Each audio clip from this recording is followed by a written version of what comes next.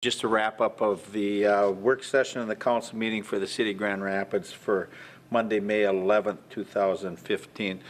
Just a couple of things we wanted to touch on from the work session. We continue to have conference calls with Lauren Solberg, who is describing and going through the last week, which is a hectic week down there as they try to get through tax budgets and transportation budgets and all the billing and stuff that they need to do.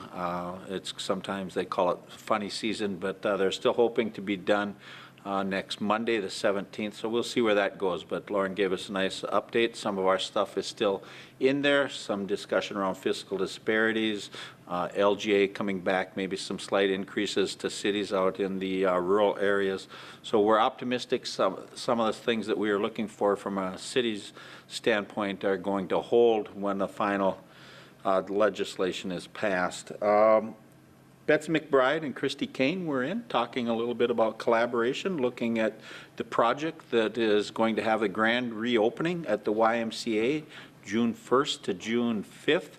And it's an effort by the City of Grand Rapids, the YMCA, Elder Circle, and Grand Itasca Clinic and Hospital to provide space from basically cradle to grave. So you're going to be able to go over there and find that your needs can be met, looking at how do you do and deal with young kids, opportunities to be in there, how do you deal with young adults, how do you deal with adults, how do you deal with older adults, all the way up to senior citizens, and what they can do from the standpoint of opportunities to get out and have recreational or opportunities to get on the network or to just socialize and visit with other folks their age. So it's a project that when completed or that should be hopefully before June 1st is fully funded. It was done through community fund drive and support from IRRB, the City of Grand Rapids, Grand Itasca, and others out there. So thank you to everyone that contributed and helped make that project a reality.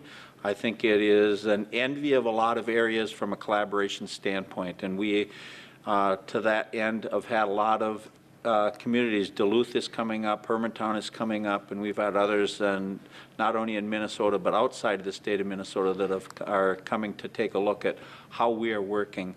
As we start dealing more and more with limited resources, the issues around collaboration and working jointly with other entities to make ends meet is becoming more and more prevalent, and Grand Rapids is not unique to that.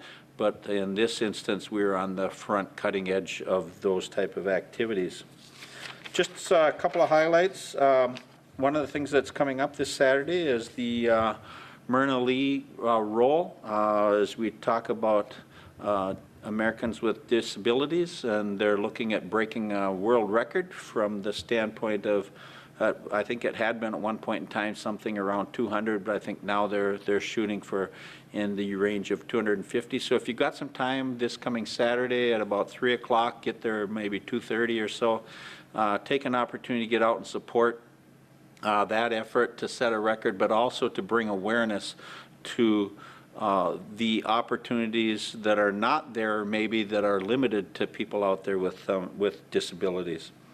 On the consent agenda, just a couple of quick ones. That we did authorize a resolution to do an operating transfer. It finishes out at the Civic Center on some debt forgiveness, and we're working consistently towards the Civic Center being self-sustaining as the golf course and others are. And I think that within a period of time, you're going to find that their revenues are going to be coming in to meet their needs. Fire Department applied for a grant from Lake Country Power. We're hiring some temporary employees at the IRA. If you have not noticed, you haven't been downtown Grand Rapids, but BNSF is doing a railroad crossing improvement right outside here between 169 and Highway 2 as you're going up. So that road is going to be closed. Started this morning early, and it's going to last until the 22nd. Please take some additional time as you're looking at how do you navigate around downtown Grand Rapids, going a block one way or the other, or going over to 7th, or however you may need to do it in order to travel north-south crossing the railroad tracks. But budget in a little extra time so that you don't become frustrated and end up as a distracted driver, maybe in a fender bender. So we took an opportunity this afternoon also to do a proclamation. National Police Week starting today and running through the 16th. I think that if you take a look at what's happening out there internationally across the country and across the waters in other areas, it makes you proud of your hometown PDs when you realize that they're our neighbors. They're the ones that we are visiting with at grocery stores, at movies, out fishing, at a ball game, and they're there to do a job. And I'm awfully and extremely proud, as the whole council is, of our police department and the efforts that they do on a day-to-day basis of being active members in the community. So if you get a chance and you see an officer, take an opportunity to thank them for the job they do in the city of Grand Rapids. It's not an easy job. They're going to include on the Law Enforcement Officers Memorial this spring 117 officers killed in the line of duty in 2014.